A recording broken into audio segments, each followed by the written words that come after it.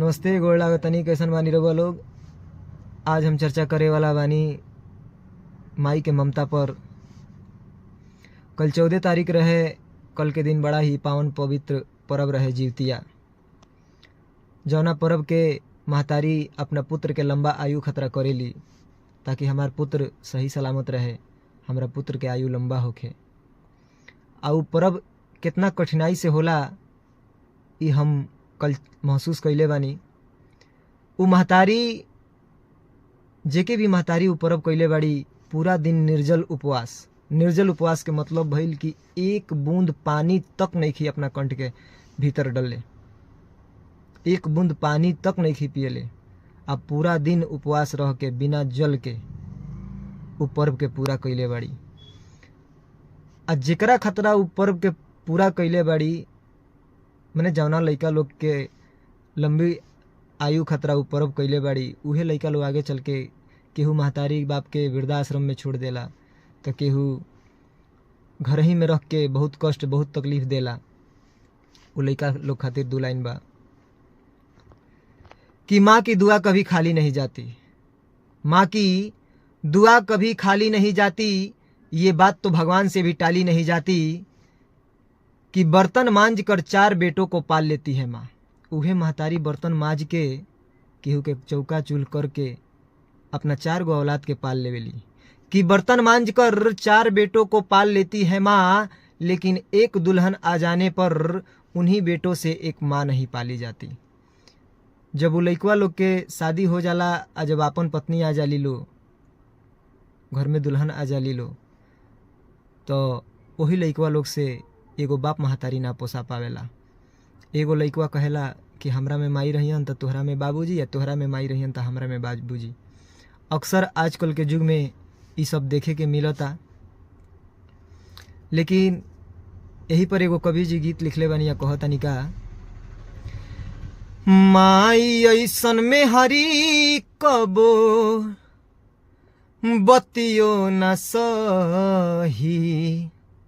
महतारी के ममता देखी, महतारी जितना अवगुण बर्दाश्त करेली अपना बेटा लोग के, उतना बेटा लोग से ना बर्दाश्त हुई। आ जौन बेटा लोग ब्याह करके लेके आवता, उ पत्नी से ना बर्दाश्त हुई। लेकिन महतारी के बर्दाश्त करे के बहुत ज़्यादा क्षमता बा।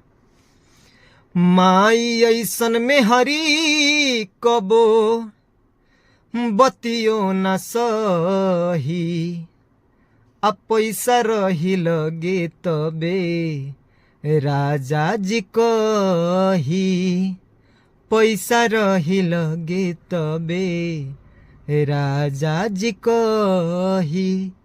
आजकल के युग इतना खराब चलता कि अगर 2 रुपया कमा के देम तो अपन पत्नी भी अपना साथे रही, अगर नइखे कमा के दे तो अगर उ नइखे समझे वाला तो रउओ के छोड़ के चल जाई।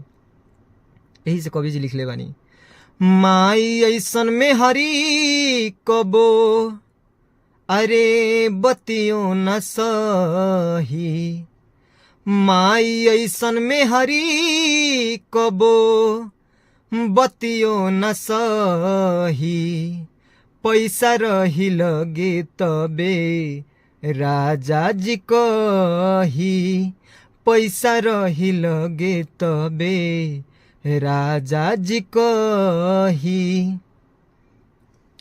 आगे अंतरा में बा,